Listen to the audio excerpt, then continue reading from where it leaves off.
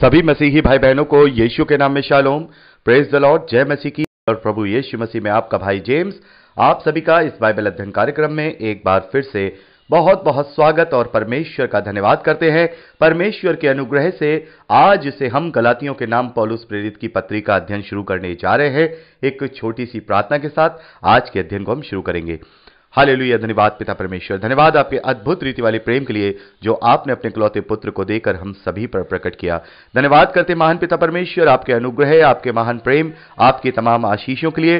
धन्यवाद करते महान पिता परमेश्वर इस बाइबल अध्ययन कार्यक्रम के लिए जिससे हम आत्मिक रूप से आशीषित हो रहे हैं। होने दीजिए पिता परमेश्वर, आपका बहुत बहुत धन्यवाद करते हैं पिता। आज से हम गलातियों की पत्री का अध्ययन शुरू करने जा रहे हैं। पवित्र आत्मा हमारी अगुवाई करे, हमारी मदद करे, हमारी सहायता करे। सत्य वचनों को सत्य रीति से हम सीखने पाए ताकि हम आपके ग्रहण योग्य बन सकें। पिता परमेश्वर सारी व्यवस्थाओं को, रिकॉर्डिंग किए जाने को, सुनने को, सुनाए जाने को, समझने को, समझाए जाने को, हर एक रीति को पिता परमेश्वर हम आपके जोरावर हाथों में सौंपते हैं। आप हमारी अगुवाई कीजिए, आप हमारी मदद कीजिए। सारा आदर देते हैं, सारी महिमा देते हैं और इस प्रार्थना विनती निवेदन को यीशु के सामर्थी नाम में मांगते हैं, आमीन।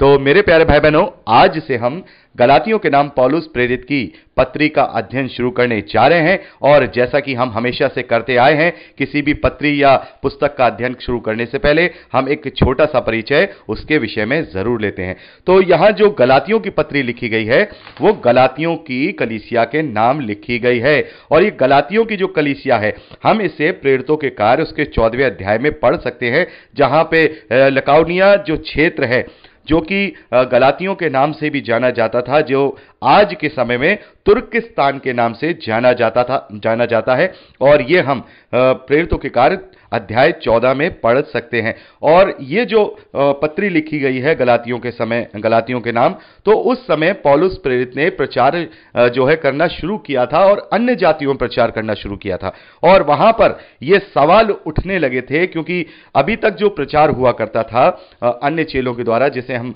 प्रेरितों के कार्य में पढ़ते हैं 10वें अध्याय तक हम देखते हैं, कोई भी प्रचार अन्य जातियों में नहीं किया जाता था, केवल यहूदियों और इजरायलियों के बीच में ही जाकर प्रभु यीशु मसीह का प्रचार किया जाता था। लेकिन 10वें अध्याय में हम देखते हैं कि जो पतरस हैं उन्हें भी दर्शन मिलता है और वो कुरनेलियस के घर जाते हैं और वहां पर देखते हैं अन्य जाति होने के बावजूद उनके ऊपर पवित्र आत्मा उतरता है और उनको वहां पर जो है पवित्र आत्मा से अभिषेक मिलता है। और उसी के बाद हम देखते हैं पौलुस को भी प्रभु यीशु मसीह ने इसलिए चुना कि वो अन्य जातियों के लिए प्रेरित ठहरे और उसने जाकर अन्य जातियों के बीच में जो दूसरी जातियां हैं, यहूदियों के अलावा जो दूसरी जातियां हैं, उनके बीच में जाकर प्रचार करना शुरू किया।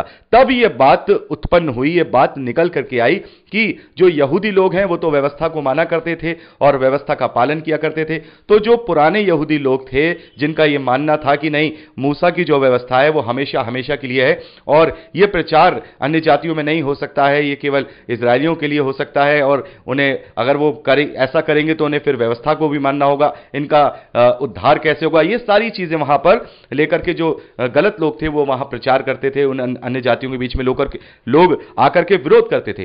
तो ऐसी स्थिति में यहां पर जो पौलुस हैं इन्होंने ये गलातियों के नाम पत्री लिखी, गलातियों की कलीसिया के नाम ये पत्री लिखी, जो कि लगभग 48 एडी से लेके 58 एडी के बीच में लिखी गई है। ये अप्रोक्सीमेटली डेट है, कोई भी सही डेट नहीं पता है, लेकिन उस समय के जो कार्य हुए हैं, उस समय की जो सेवकाई शुरू हुई है पौलुस की, उस समय को देखते हुए ये आकलन लगाया गया है कि 48 एडी से लेकर के 58 एडी के बीच में इस गलातियों की पत्री को लिखा गया है। और यहां पर अनुग्रह का जो सुसमाचार है उसके विषय में बताया गया है, क्योंकि अन्य जातियों के लिए यह जरूरी था कि वो समझ पाएं कि उनका उद्धार किस रीति से हुआ है।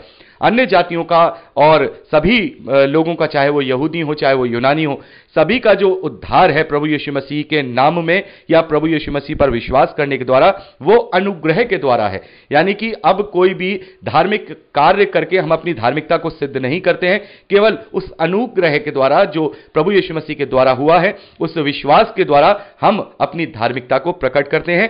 तो इस गलातियों की पत्री में जो मूल सार है वो ये है, अनुग्रह का सुसमाचार और विश्वास और व्यवस्था, इन दोनों में से कैसे मसीही विश्वासियों को इन दोनों के बीच में से कैसे मसीही विश्वासियों को विश्वास के द्वारा जो है धार्मिकता मिलेगी, ना कि व्यवस्था के अनुसार। और हम नियम नहीं बल्कि हम किसी भी लिखित नियम के तौर पे नहीं चलते हैं, क्योंकि नए नियम में हमें कोई भी ऐसा नियम नहीं दिया गया है कि हम ये काम करें या हम वो काम करें, हमें ये करना चाहिए या हमें वो करना चाहिए। हमें यहां जब हम गलातियों की पत्री पढ़ते हैं तो इसके अनुसार हमें पवित्र आत्मा का संचालन दिया गया है, पवित्र आत्मा की अधीनता दी गई है, और वो ही हमारे हर बातों का संचालन करता है। हमारे कॉन्शियस में, हमारे विवेक में वो हर एक बात वो डालता है, जिससे हम ये जान पाते हैं कि हमें एक मसीही विश्वासी होने के नाते, प्रभु पर विश्वास करने के नाते हमें क्या चीज करनी चाहिए, क्या चीज नहीं करनी चाहिए। यह हमें कोई लिखित रूप में नहीं दिया गया, लेकिन हमें पवित्र आत्मा का कॉन्शियस दिया गया, जिससे हम ये जान लेते हैं कि ऐसा करना परमेश्वर के विरोध में है और ऐसा करना परमेश्वर के विरोध में नहीं है।